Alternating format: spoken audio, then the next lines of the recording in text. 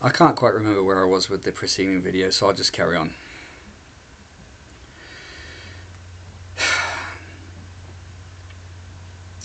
I really can't remember where I was. You have to do your own thinking, and you will find the truth if you look, if you clear out anything that's not true, or rather that doesn't make sense. There's something wrong with it. It doesn't really go anywhere, or it seems vague. Anyway, our media has been invaded by these people over a long time, and all aspects of our media, by the way, so that they can make sure that they control what goes into your eyes and ears. But you need to make sure that you control what goes into your eyes and ears. And nowadays you can't trust anything you see on television at all. It's too rotten. I don't watch TV. I don't watch movies. If I watch a movie, it's an older movie. Anything past about the year 2000 is so corrupted and full of poisonous propaganda that I just can barely watch it for more than 5 minutes before switching it off. But when you actually are awakened to what's really going on, oh yeah, I think that's where I was going with this. You have to remember, you have to learn your responsibility as a citizen. These people want your country destroyed, and this goes for every country.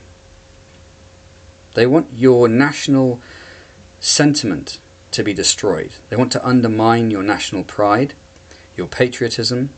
They want to weaken your nation from the inside out by destroying your societal norms and corrupting the population, rotting them basically from the inside out, using the media to corrupt them, to weaken their resolve. However, you have to recognize that you're responsible for your country, and that we can win this, and they know we can win this. That's why they're putting so much effort into distracting people, because all it takes is for people to be aware of what's going on and to stand up for their country. Now, so, what you would call nationalism, which I suppose I would pretty much equate to patriotism in this context, is smeared. That very notion is smeared in the media. Oh, that's racist. Oh, it's evil, blah, blah, blah. It's not. They'll call it that because they want their one world government, which they will sell to you on the basis that, oh, everyone's got to sing and dance together and we all have to work together for the world. But the truth is that the countries that we have are based upon culture, and human beings have different cultures.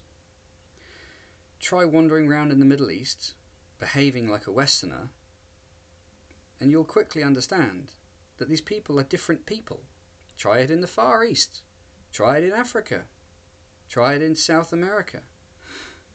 People are different. They have different cultures. Now, we have nation states. We have countries. And they are pretty effective at giving us an identity. Now, this particular people that are perpetrating this, they have their own identity. And it's not the identity of a nation state. Not a landed nation state. Our countries are all we've got. And we must stand by them and protect them. We must protect our culture. And each and every individual citizen is responsible for responsible for protecting that culture. We have to keep our standards decent. We have to educate ourselves and actually accept and maintain and hold responsibility. And unfortunately, this is why feminism is such a problem. It was designed to undermine the masculine population, the male population, because the people who are perpetrating this know that when the male population decide we've had enough of this nonsense, this particular group will bear some pretty severe consequences. So they wanted everyone to be feminized, because they figured that the female would protect them, that a female ethic would protect them.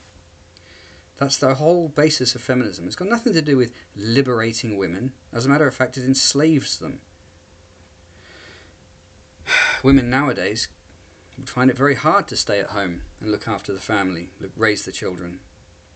because they're obligated, because we need a two-income situation to support a household nowadays, to work. Oh, how liberated you are. Your family's bereft of seeing you. Fantastic. Congratulations. I don't think it's done any good to anybody. Certainly not to our nation. We have generations of men or males now who aren't actually men, who have no idea of the responsibility of a man, no idea what manhood is.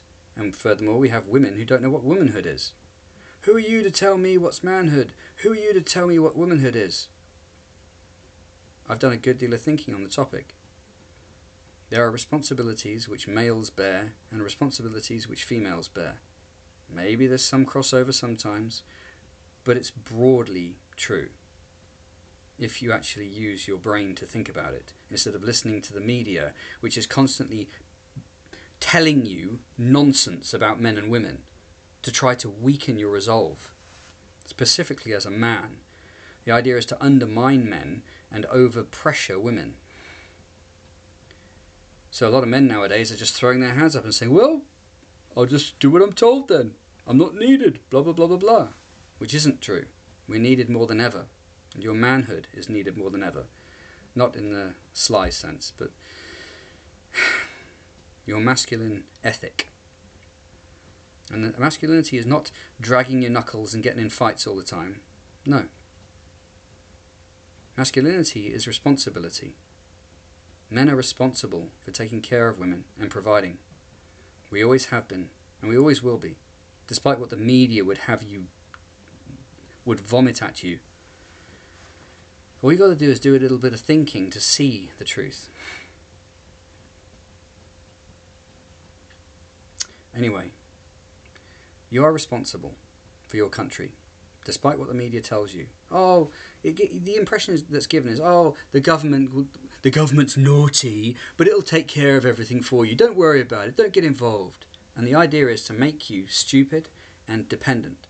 And you must shake that off of yourself, because our country needs us now, right now. What do we do?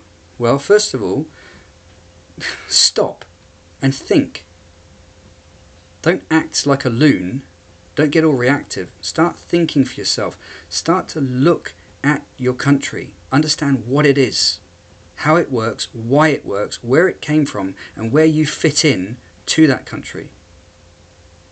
And what you can do as an individual to uphold the standards of this country. You see it all around you. People who are sick of this problem in our country, who are proud, in this case, of being English or British, and who are sick of having our country's standards undermined, our country's borders overrun, and all the while being told, naughty, naughty, you can't say anything about it. Well, I'm tired of that. And I'm not going to allow it to carry on myself. So first of all, work on yourself. Figure out what's going on if you can. Get a bit angry about it, but calm down and think it through. Then we can work out a solution. And this problem requires a solution. Think about how you want your country to be. Not how it is now. We can see that all the time. Think about how you want it to be, how it should be, how it used to be, when it used to function properly, when it used to take care of its citizens first. Think about that and switch off the television. Stop. What is it people have? A feed.